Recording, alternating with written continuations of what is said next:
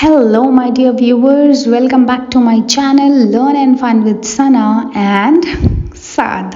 जी हाँ, तो आज है मेरा दुबई का डे 2। सुबह हो चुकी है और मैं बैठी हूँ होटल के कॉफ़ी लाउंज में, देख रही हूँ दूर से उस चीज़ को जहाँ है मुझे आज जाना। देखते हैं कितनी देर में हम वहाँ पहुँच पाते हैं। तो हमने भी कॉफ़ी फटाफट और थोड़ा सा फ़ोटो शूट किया। यहाँ पर दूर से बहुत ही ब्यूटीफुल बिल्डिंग्स और इमारतें, हमारी दुबई की चकाचौंध गगनचुंबी इमारतें मज़ेदार लग रही थी। और बस मेरा दिल था कि अब बस फटाफट हम यहाँ से निकलें, क्योंकि डियर व्यूअर्स हमें रेडी होते और सब काम करते, ब्रेकफास्ट एंड एवरीथिंग काफ़ी टाइम हो जाता है। पर अब हमारी सवारी निकल चुकी थी। हमने इन मिस्टर से future of museum of future का एड्रेस ले लिया था कि हम वहाँ कैसे पहुँचेंगे। उन्होंने हमें बता दिया और हम निकल चले अपनी सवारी पे। रोड पे वॉक करते करते हमें रियलाइज़ हुआ कि म्यूज़ियम ऑफ फ्यूचर जितना पास हमें दिखता है एक्चुअली उतना पास है नहीं। तो हमने सोचा कि बस कोई रास्ता हमें ढूंढना होगा, उतनी दूर हम पैदल चल के जा नहीं सकते। और हमने सोचा कि हम लेंगे एक मेट्रो। बट रास्ते में हमें दिखे कुछ टूरिस्ट जो फ़ोटो खिंचा रहे थे। जी नहीं डियर व्यूअर्स, मैंने इनके साथ बिल्कुल भी फ़ोटो शूट नहीं कराया, बिकॉज़ हमें क्या ज़रूरत है यार, ये भी टूरिस्ट हम भी टूरिस्ट। तो बस हमने कुछ फ़ोटोज़ यहीं पे क्लिक करा ली और अब हम मेट्रो में चल पड़े। मेट्रो तो ज़बरदस्त थी, बट मुझे अपनी दिल्ली की मेट्रो बहुत ज़्यादा अच्छी लगी दुबई की मेट्रो से। मुझे दुबई की मेट्रो काफ़ी छोटी लगी dear viewers. Museum of future जाने का ये बड़ा ही क्लीन रास्ता हमें मिल गया, बहुत ज़्यादा हमें चलना भी नहीं पड़ा। और अब हम ये कॉरिडोर वॉकवे में वॉक करते हुए एकदम शानदार और ज़बरदस्त वाली फ़ील आ रही थी। ऐसा लग रहा था कि मैं किस डेन में चली जा रही हूँ। बिल्कुल ही ऐसा लग रहा था कि वाइट संगमरमर किसी मरमेड का सा कुछ फिगर है, कुछ है।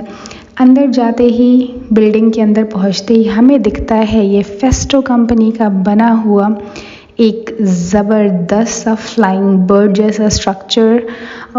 Festo company, I think it's a German company my dear viewers, और ये कुछ मशीन ऑटोमेशन के काम में है, बहुत फेमस है। इसे देखकर तो हमें बहुत ही मज़ा आ गया।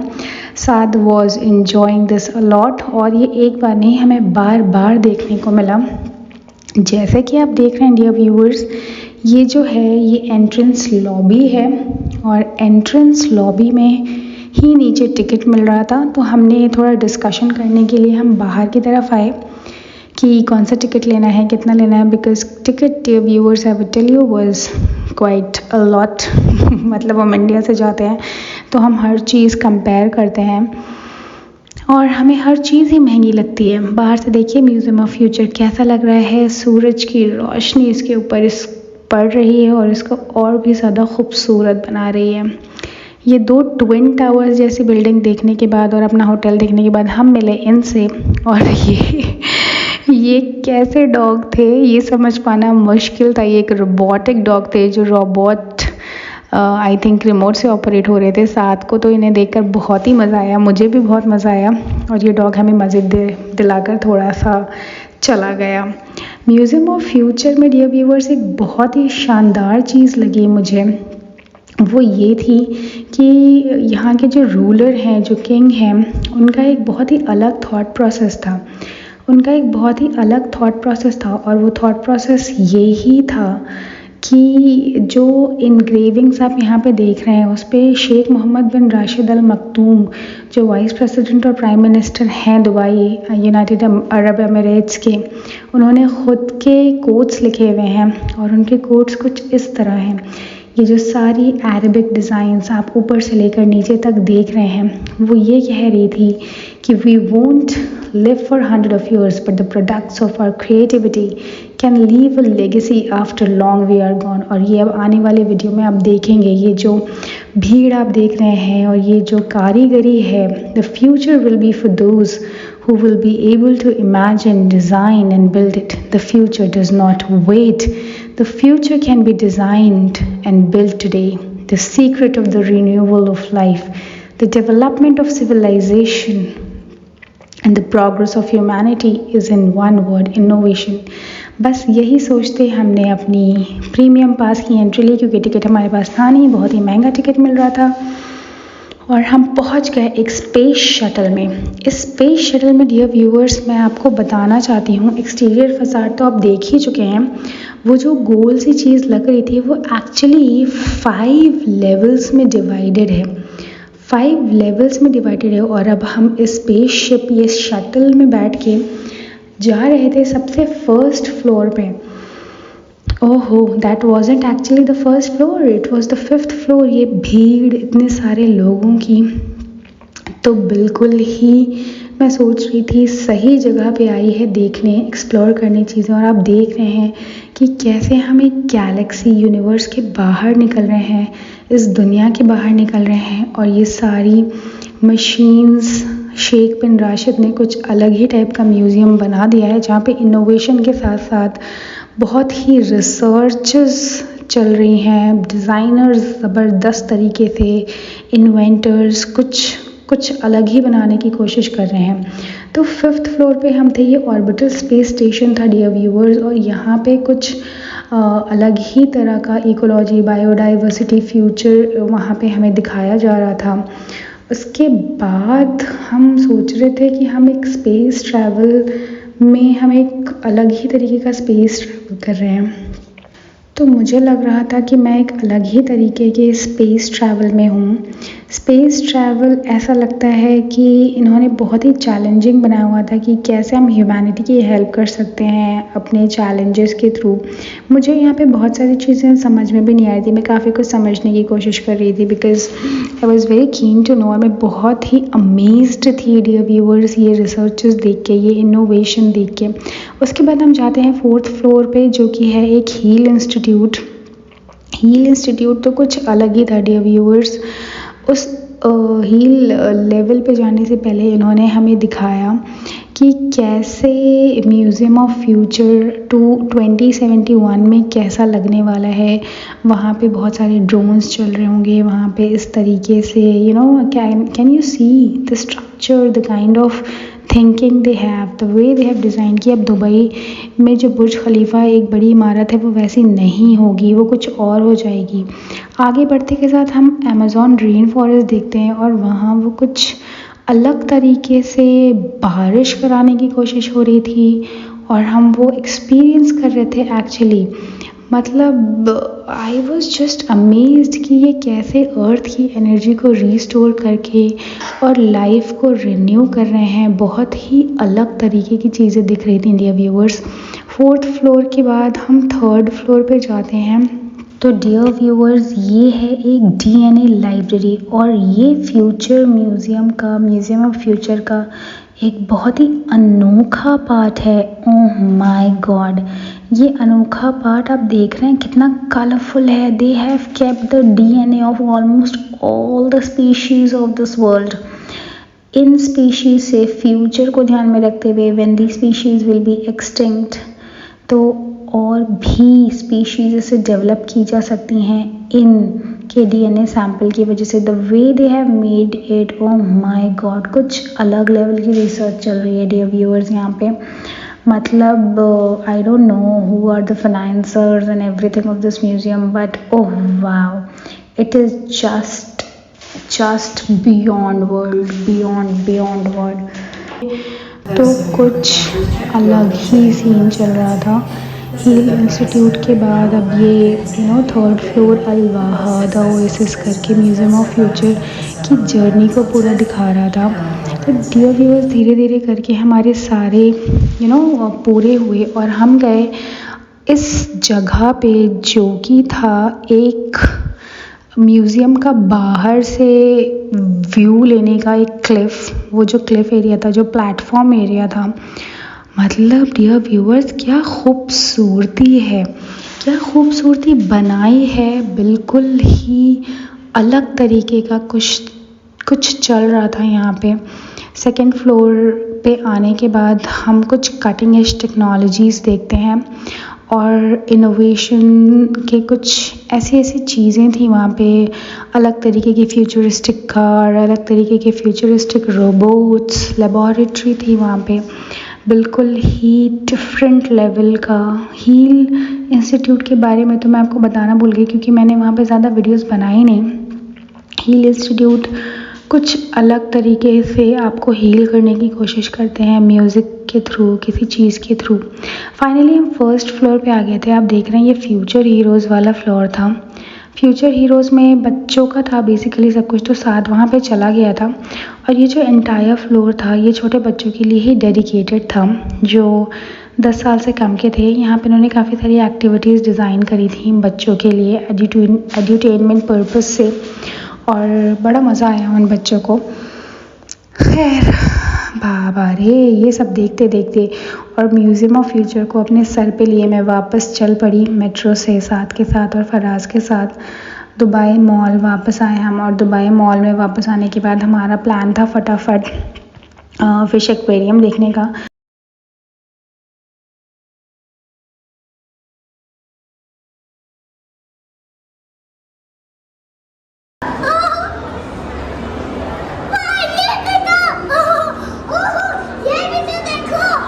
ओह माय गॉड,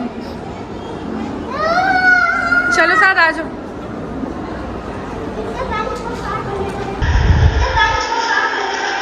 साथ का एक्साइटमेंट लेवल तो ये व्यूअर्स आप देख ही सकते हैं।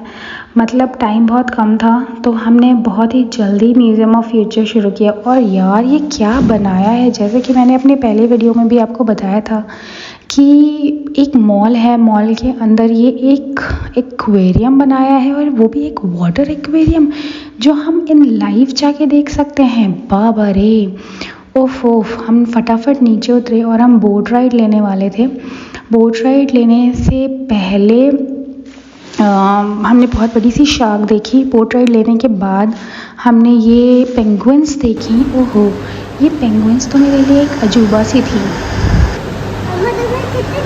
वो साथ सी ना कितनी तेजी से जा रही है। सीरियसली देखो, दे स्विम सो फास्ट।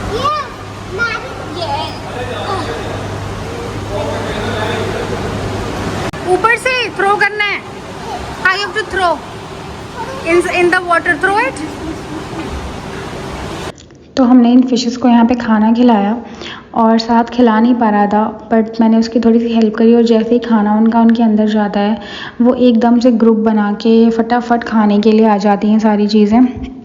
और बहुत ही स्मेली था वो खाना माय डियर व्यूअर्स। हम यहाँ से ऊपर जाते हैं और ऊपर जाने के बाद हम ऑलमोस्ट उस एरिया में जा रहे हैं जहाँ पे काफ़ी सारी जेली फिशेस हमें देखने को मिलती हैं। बहुत सारे अलग अलग तरीके के और डिफरेंट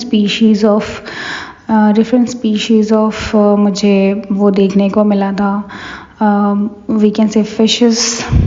और फिशेस के बाद टाइम आता है हमारा कॉकरोच नहीं बट क्रोकोडाइल देखने का। ओहो, क्रोकोडाइल देखना तो एक सपना जैसा पूरा होने का था। मैंने बहुत सारे क्रोकोडाइल्स देखे हैं, बहुत सारे क्रोकोडाइल्स मैंने देखे हैं डियर व्यूअर्स, बट यहाँ वाला थोड़ा डिफरेंट था because it was quite large. आप देख सकते हैं उसका ये मिनिएचर सा बनाया हुआ था इन्होंने, वो भी बहुत बड़ा सा था।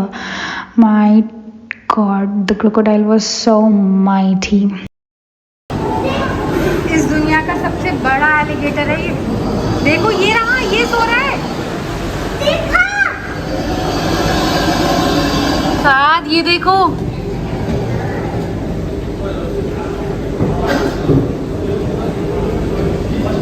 सो गए हैं ये दोनों।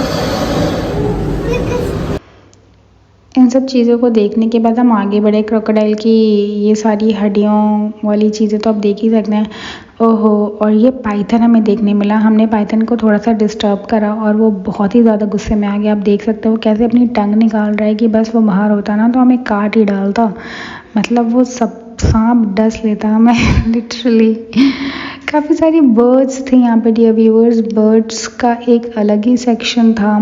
मतलब ये म्यूज़ियम ऑफ दुबई मॉल के अंदर इन्होंने एक्वेरियम के अंदर पूरा ज़ू बनाया हुआ है, एक मिनी ज़ू।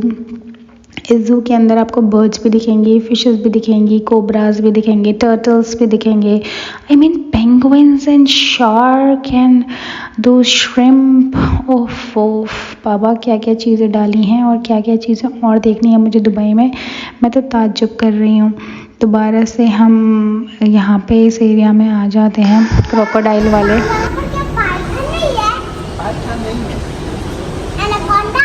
एनाकोंडा ये जंगल में रहता है, इधर नहीं रहता है वो। You can not touch it, come देखो ये क्रोकोडाइल के उसमें हम फिर से आ गए। तो हमें ये पता चला हमारे ट्रेनर के बोलने के बाद कि ये जो क्रोकोडाइल है यहाँ पे मेल और फीमेल दोनों क्रोकोडाइल्स हैं। अभी आप देखेंगे डियर व्यूअर्स, और अगर ये क्रोकोडाइल कोई अंडा देती है फीमेल क्रोकोडाइल, तो वो अंडा as per the contract Australia चला जाता है और वहीं बॉर्न होता है। अब हम फाइनली आ गए थे एग्ज़िट एरिया में।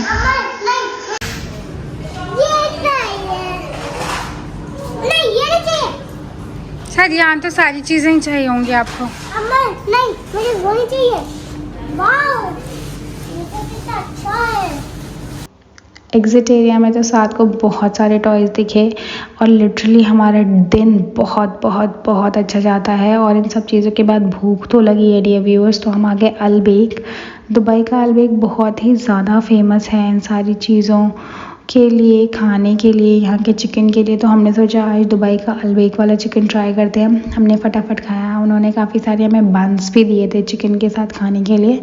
मज़ा आया खाकर, बहुत ही फनफुल डे था। बहुत सारी चीज़ें हमने देखी। वापसी में हमें ये एलिगेटर फिर से दिख जाता है जगह जगह। आई थिंक इसके ऐसे मिनिएचर स्टैचूज़ लगाए हुए हैं ताकि क्रोकोडाइल वाली एक क्यूरियोसिटी बनी रहे, एंक्शसनेस बनी रहे बच्चों के अंदर। बहुत ही मज़ा आया आज दुबई मॉल में। ये एंट्रेंस एरिया था जहाँ से हमने एंट्री ली थी शुरू में जब हम आ रहे थे, और ये स्टेयर पकड़ के हम गए थे ऊपर की तरफ। एक व्यू ले लीजिए अब दुबई मॉल का। सो बाय बाय, कल मिलती हूँ आपसे अपने डे 3 की जर्नी दिखानी। डे 3 भी बहुत मज़ेदार था डियर व्यूअर्स, बहुत ही ज़्यादा फन करा। सो मिलती हूँ आपसे अपने अगले वीडियो में लर्न एंड फन विद सना। तब तक के लिए बाय बाय, स्टे ट्यून्ड।